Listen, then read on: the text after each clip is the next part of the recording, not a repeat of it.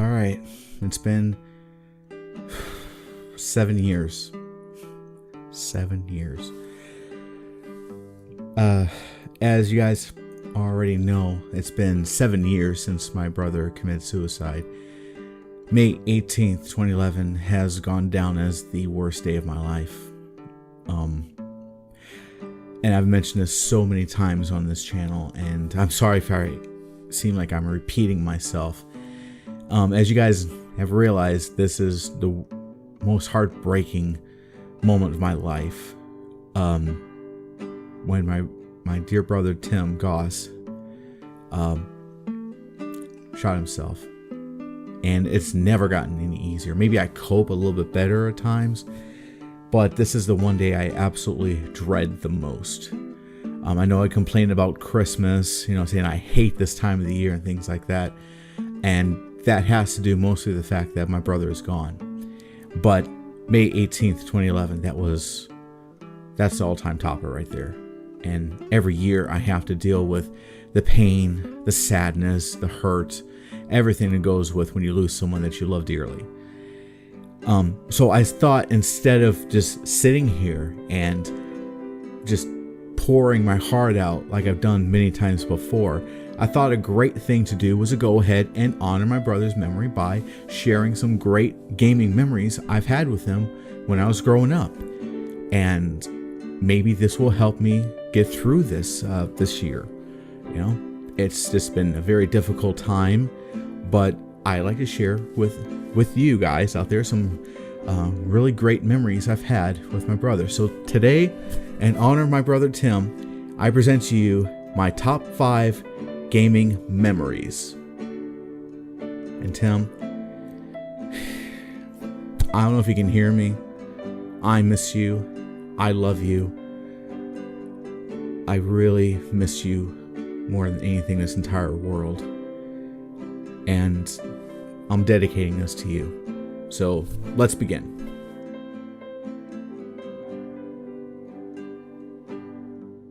As some of you may already have known, Sewer Shark has become one of my all-time favorite video games, and I'll never forget my brother and I trying to figure out how this game works. Without me knowing, my brother gave our mom and dad the money to go buy a Sega CD add-on, which also came with a pack-in of said game. Our folks were going to some grocery stores a half hour away from our house because, well, they were a little cheaper in those places. They must have picked up the system from Target, I believe. Anyway, he knew I would be excited to play this, so he brought his Sega Genesis to the back room of the house, which was next to the kitchen. This was a part of the house my dad added on to the place after they moved in several years ago. In this back room of the house, there was a TV in this room, and he hooked up the Sega Genesis, and we were playing video games for most of the nights.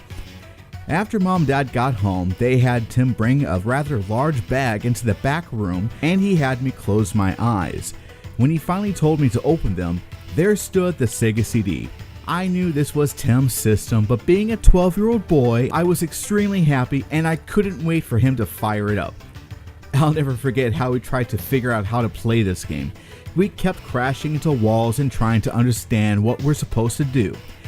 It was one of those games where you had to read the instructions to get a better grasp as to how this game was played. Now, I've played 2 different versions of Sewer Shark on this channel, and I'll post a link via the info card at the top of the screen. And here's the quick on how to play this game, in case you don't know. You gun down disgusting mutant vermin and pilot the whole hog into different sewer quadrants via the directions provided to you by your robotic buddy Catfish. If you miss a turn at the beginning of the game, you're quickly forgiven, but eventually you'll end up crashing into a wall or doors that refuse to open. The higher the score, the better the cutscenes you get to watch, which lets you know how you're progressing. Get a low score during the game, it comes to an end very quickly. Like all the games in this video, playing this always brings me back to a time when I was a kid and playing the hell out of this game.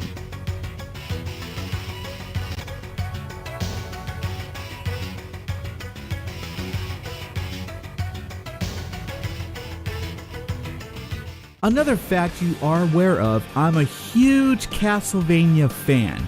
My first experience was Castlevania 2: Simon's Quest. Maybe not the best way to be introduced to a series looking back in hindsight, but I still found enjoyment from it. After playing the first 3 games on the NES, I was extremely excited to try out Super Castlevania 4 when I got my Super Nintendo for Christmas. Tim knew how badly I wanted to play it. He went out and rented the game for us to enjoy. Since the series was designed to be a one-player venture, we traded off when the other person died. The graphics, the music, this was the quintessential Castlevania game. I have yet to play one that was better than this. My favorite memory of playing this game with my brother is when I managed to beat Dracula, thus completing the game. The next night he brought some of his friends over to watch me do it again. It must have been stage fright because I couldn't do it again, but we both assured his buddies I have beaten this game. This game holds some major sentimental value to me, and I have played this so many times I can blaze through it like it's nothing. And Dracula ain't got nothing on me. Best Castlevania game ever, without a doubt.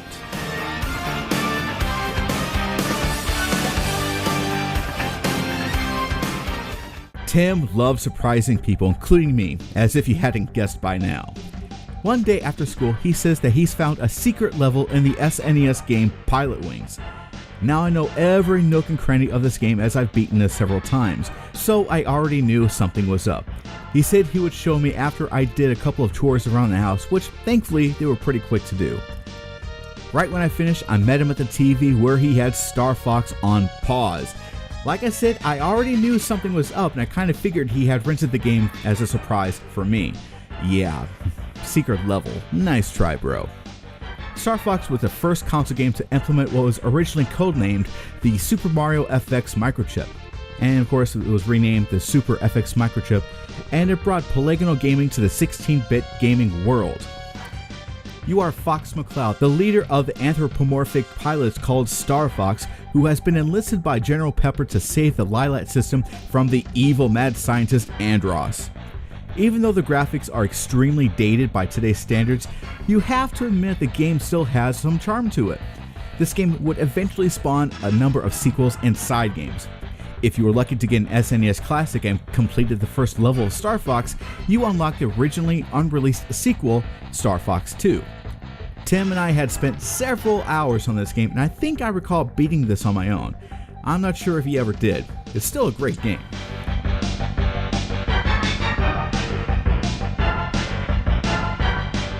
We were discussing Sewer Shark earlier. Well, I was talking about it while you were listening. Anyway, video games featuring full motion video cutscenes have been around for a short time on PC CD-ROM, and most look quite primitive today. Same can be said for early home console CD-ROM based systems such as the TurboGrafx CD.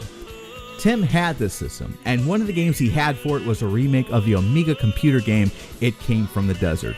It tells the story of a scientist whom the town of Lovelock considers to be a crackpot, and the hero Buzz, who everyone thinks is responsible for the havoc going on in this game. After a recent meteor crash, the radiation emitted from the meteor had mutated a colony of ants and the queen into gigantic pests, which have dug underground farms and tunnels. The queen has acquired the powers to control human beings into doing her bidding, which in turn means possessing Buzz's family and friends and other townspeople into trying to kill Buzz. Tim had this game for a short while before I got to play it. He showed me how the game played, and we all had a ball laughing at the hilariously bad acting and cheesy music. The game is played over 8 days, and we spent the whole night trying to play this game and try to save the town of Lovelock. It Came from the Desert has 2 endings depending on how you played. If you don't disarm the grid keeping you locked out of the Queen's lair and defeat her, the ants fly into the sky as the nuclear bomb they had been building along with the possessed townspeople and destroys Lovelock in a fiery mushroom cloud. And then as soon as that happens, the ants go to other towns and cities and does this exact same thing, which means that they would take over the world.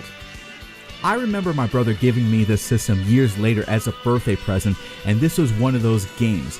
Sadly, I had to sell the TurboGrafx and all the games when I fell on hard times. It felt like I had lost an arm when I sold it. And since Tim's no longer here, it hurts even more.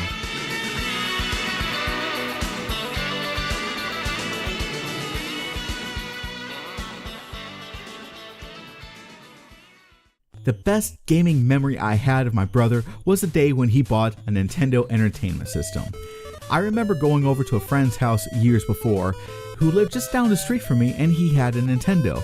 We'd spend time playing games like Super Mario Bros., Metroid, Rambo, lots of different games.